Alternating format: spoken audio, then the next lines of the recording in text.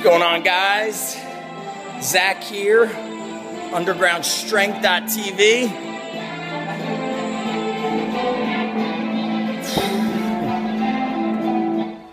How can you not get psyched up seeing that? I swear to you, I feel like they should be teaching that shit in the schools. Undergroundstrength.tv. Strong mind, strong body, strong life. I'm messing around with a different switch grip. Normally I do left hand underhand, right hand over. But I've got that tweak in my bicep, my shoulder. Looks like I'm going to have a slight delay in plans of surgery.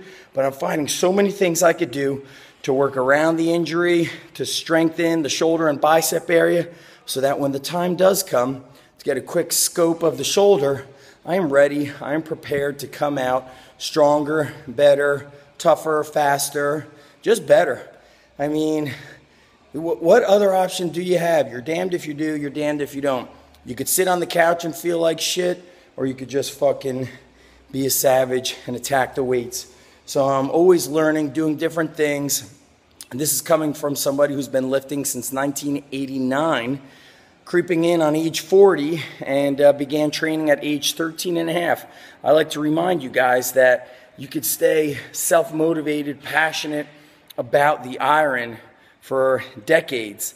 It really comes down to, why are you training? Back in the day, my initial training was, put on that muscle. It felt great. I was building my confidence, but it was a lot of the physical appearance stuff. I was into the bodybuilding. Those were my teenage years. Then when I turned 19, 20, and throughout my early 20s, I began loving the toughness effect.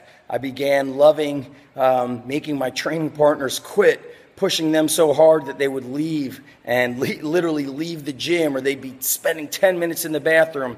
I took pride in making other people quit by out-toughening them. And in a way, it was battling and beating my inner demons from my lack of success as a high school athlete, because I matured later and I learned about the power of the mind. And then as I got into my late 20s, early 30s, and became a family man, it's always strength for family, being strong enough to make my kids proud, to carry them all on my back at the same time if I needed to. So let me get back to deadlifting. Today so far I've done front squats, power cleans, I've been doing push-ups, dips, and now we're on to the simplest exercise, although there's so many little nuances that could make it much better, more perfect. Let's get back to Rocky and get back to fucking lifting some weights, kids.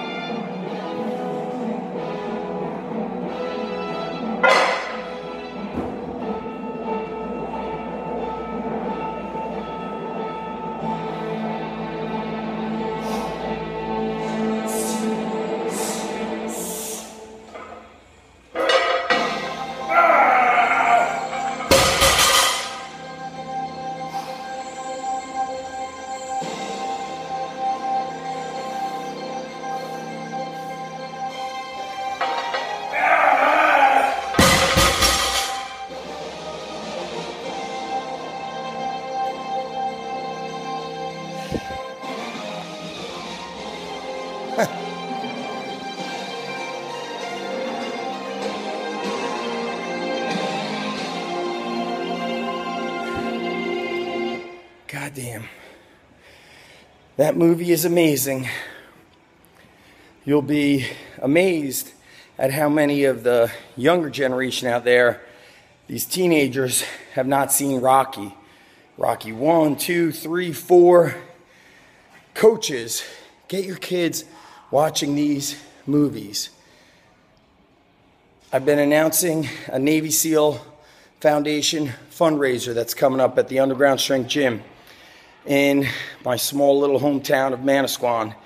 And I reach out to coaches on Twitter, and you could tell they're uncomfortable to share it because it will challenge their kids to show up and tire flip and log clean and press and push sleds, and maybe I'll do a surprise event.